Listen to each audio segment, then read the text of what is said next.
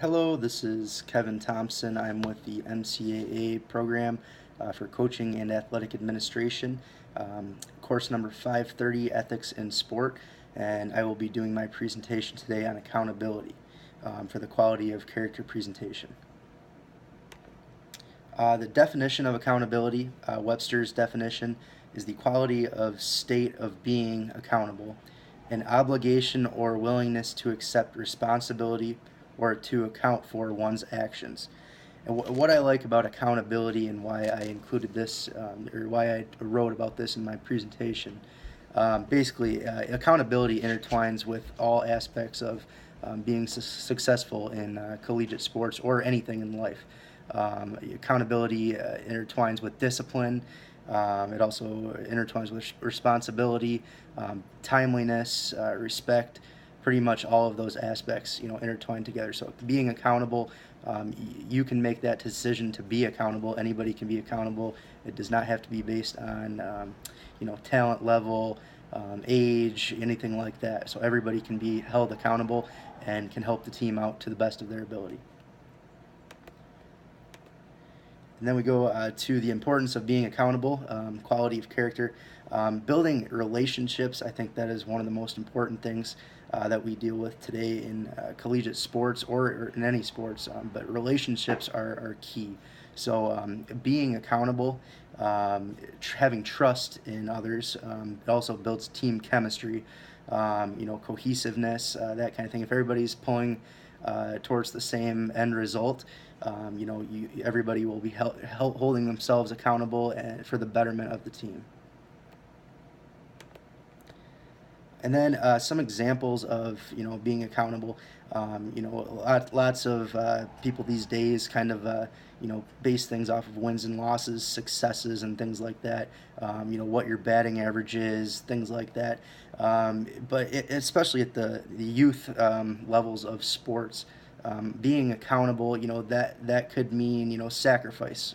You could be a great hitter. However, if your team is in a position where you need to bunt to better the team and help them out, you better be able to do that, or the next guy up in line will be able to. Like I said, accountability is not based on talent level. It's based off of being accountable for yourself, but also doing what's best for the team as a whole. And then kind of another example, you could have the best player on your team. He could get a single in the last inning, but if you need a run, you need the fastest guy out there. So you might not be happy you're getting pulled, but you're going to do what's best for the team and help them succeed. All right, and then we get to characteristics of an accountable person. Basically, like I said, it intertwines accountability with many other characteristics such as responsibility, taking initiative, trustworthiness, timeliness, being on time, being a reliable person, and also discipline and structure that we'll talk a little bit about later here. So accountability, you can be well-rounded with accountability. It's not just for one certain thing. Actually, most people that are accountable, they're accountable in all aspects of their lives. And how it relates to, I guess, sports at our level. First of all, academically, just being a student athlete, which we'll talk a little bit about more here. But then, as a teammate as well, being timely, showing up, doing your part, being responsible. And it's lots of times, like I said, that carries over to your everyday life and other functions within your everyday life. Academics, the importance of a student athlete, especially in NCAA regulations, being eligible. Obviously, academics is first and foremost. And many athletes, they don't have a problem with this because they love the passion of the game, of playing the game. And in order to do that, they understand that they have to have good grades and be eligible, that sort of thing. So many of the time, actually, sports, it helps kids with academics because they don't want to be left out. They want to be part of that team atmosphere and play the game they love. I believe academics, it also helps with having a mental edge, which much of sports is, mental preparation, being mentally tough. So that kind of thing, it really goes a long way with carrying over to the ball field playing smart. I think that's very underrated. Coaches don't preach that enough. Mental preparation, I believe, is just very, very crucial and can really help you win those games where one or two little details end up being the difference in the game. And then career oriented. A very small percentage of collegiate athletes go on to play professionally, which I'll show you a chart here in a minute. But like I said, I guess we're building people. If they can be accountable in sports and academics, like I said, it'll carry over to their professional careers, and they'll be reliable. Good employee at their next job.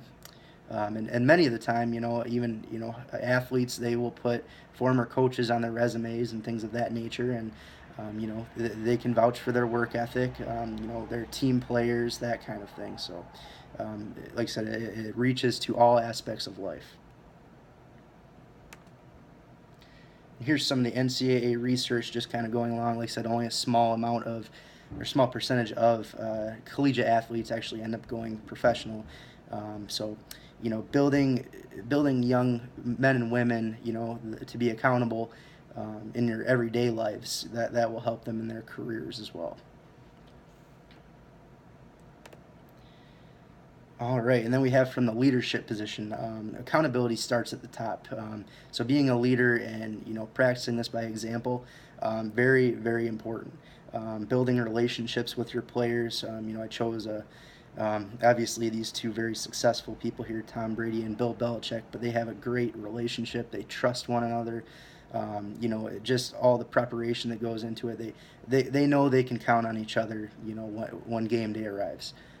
So just having those relationships with your players, transformational coaching approach, help them out, but let them make decisions too. They can lead by example, and it doesn't just have to be the coach. The coach is where it starts, but players, they'll feed off of it, buy into it, and they'll start to lead by example, and it's contagious. Athletes or teammates, they'll build off that and become leaders themselves. So it can be a positive or a negative contagious type of thing, but if you can kind of set that tone in a positive manner and players start to pick up on it, you've got a great thing going, and the athletes will lead by example, so that'll be great. All right, and the thing I like about accountability, kind of like I touched on before, is it's something you can control. You can control being on time every day. You can learn from your past mistakes, that kind of thing. You can help others out. So, being accountable, like I said, is not based on talent level or anything like that. Anybody can be accountable. And like I said, when everybody starts to do it, it can be very contagious and very beneficial for all parties involved. Then a quote we have here from Nick Saban, obviously a very successful coach. But what I like about Nick Saban, I just love how he, has passion for the game, and even though he's at the top, he doesn't want to, quit working hard or anything like that. So, discipline goes right along with accountability, structure. Just showing up on time, being accountable, structured drills, just having structure. That will help out. When the going gets tough, and mental toughness. Again, like I said, mental toughness, mental preparation is a large part of sports and being successful. So that's another great thing I like about Nick Saban. And then I pulled a quote here from the book. Rick sees his role as that of improving others' lives, not just filling up the university's trophy case. So this individual, the coach, he's more worried about building young and women who are accountable and are good people, that kind of thing, rather than winning over everything and just kind of not letting winning and losing determine the success of the program overall. So this around team building here, you see goal, collaboration, support, motivation, and then a few more here, and all of those are very important characteristics of a successful players first of all, but then program as a result of that. The biblical quote I chose, James 4:17. Therefore, to him who knows to do good and does not do it, to him it is sin. You know, all of us who are former college athletes and those who, you know, I would like to coach in the future, former or collegiate athletes, you know, they know to do the right thing, but actually doing that with actions rather than words, it's a lot easier to just say it rather than do it. But you know, to do the right thing, it's not always easy. But you know, if you do the right thing in practice, you practice the right thing, you will be rewarded in the end. You know, it may not always be wins and losses, but you'll have that integrity of you know, giving it your all and playing collegiately, sticking it out, being a great teammate, and you know, being accountable. And to conclude, basically, like I said, accountability is crucial for programs today and their success. And all the things that go into accountability. Like I said, it's not just accountability, it's a lot of things that lead to accountability, different characteristics that help you be successful.